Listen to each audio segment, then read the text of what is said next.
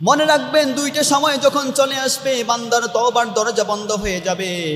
এক নাম্বার হচ্ছে বাদা তুলুই শামসি মিন মাগরিবিহা, কিয়ামতের পূর্বে সূর্য যখন আর পূর্ব দিক থেকে উদিত হবে না, সূর্য যখন পশ্চিম দিক থেকে উদিত হওয়া শুরু করবে, ওই সূর্য পশ্চিম দিক থেকে উদিত হওয়ার পরে বান্দা যতই তওবা করবে না কেন, বান্দার কোনো তওবা আল্লাহ তাআলা কবুল করবে না।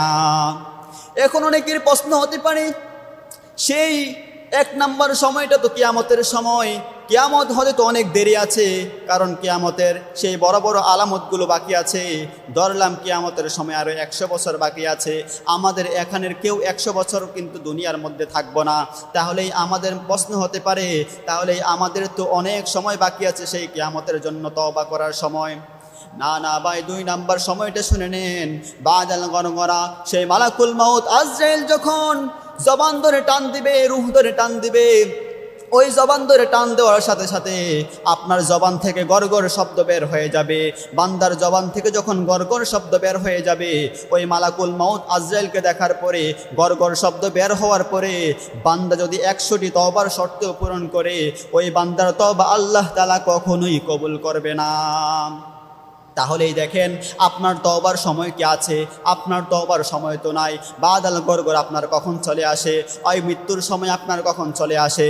হতে পারে আপনি এখান থেকে বাড়িতে যাওয়ার পূর্বে সেই মালাকুল মাউত আজরাইল আপনার কাছে হাজির হয়ে যাবে, তাহলে আপনার পক্ষে তো তওবা করা আর সম্ভব হলো না। এজন্য ভাই সময় থাকতে আপনি তওবা করে নেন আল্লাহ তাআলার কাছে। এজন্য রব্বুল আলামিন বলেন, يا أيها الذين آمنوا توبوا إلى الله توبة نصوحا عسى ربكم أن يكفر عنكم سيئاتكم ويدخلكم جنات। আল্লাহ রাব্বুল আলামিন বলেছে, ইয়া আইয়ুহাল্লাযীনা আমানু, ওহে যারা ঈমান আনয়ন করেছো, তুবু ইলাল্লাহ, তোমরা একমাত্র আমি আল্লাহ তাআলার কাছে তওবা করো। তওবাতান নাসুহা, তওবে নাসুহা করো। তওবার মতো যদি তওবা করতে পারো, তাহলেই আমি আল্লাহ তোমাদের সকল পাপগুলোকে মোচন করে দিব।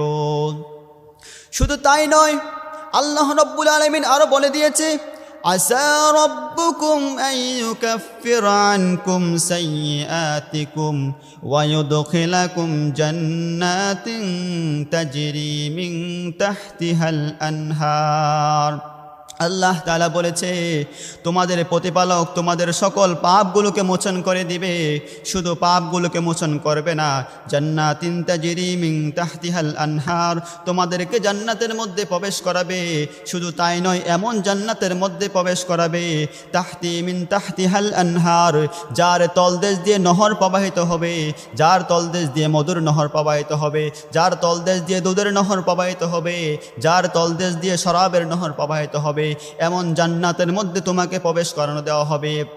যদি তুমি আল্লাহ তাআলার কাছে তওবা করতে পারো, তাহলে আল্লাহ তাআলা তোমাদের পাপগুলোকে মোচন করবে।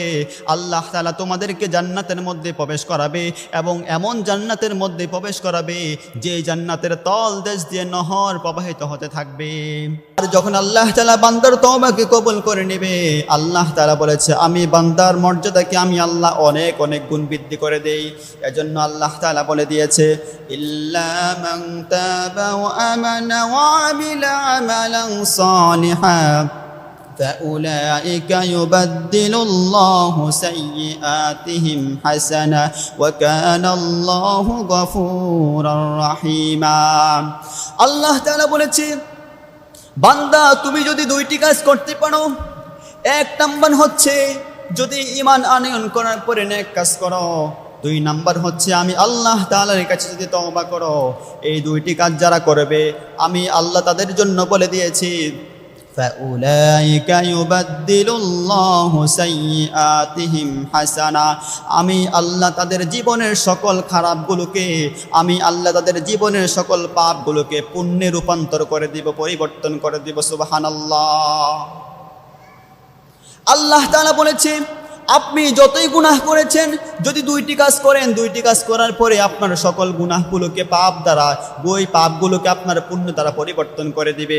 যদি আমি উদাহরণ দিয়ে বলি, আপনি জীবনের মধ্যে যদি 10,000টি গুনাহ করে থাকেন, 10,000টি গুনাহ করার পরে আপনি সবসময় নেক কাজ করেন, সঠিক কাজ করেন, আমল করেন, 2 নাম্বার যদি আপনি করতে পারেন, তওবা করতে পারেন, তওবাতান নাসুহা করতে পারেন, তওবার মতো তওবা করতে পারেন, তাহলে আল্লাহ তাআলা বলেন ফাউলাইকা ইউবাদদিলুল্লাহু সাইয়্যাতিহিম হাসানা, আমি আল্লাহ তোমার জীবনের 10,000টি গুনাহ মাফ করবই। শুধু তাই নয়, 10,000টি গুনাহ মাফ করে 10,000টি নেক তোমার আমলনামার মধ্যে যুক্ত করে দিব। সুবহানাল্লাহ, সুবহানাল্লাহ।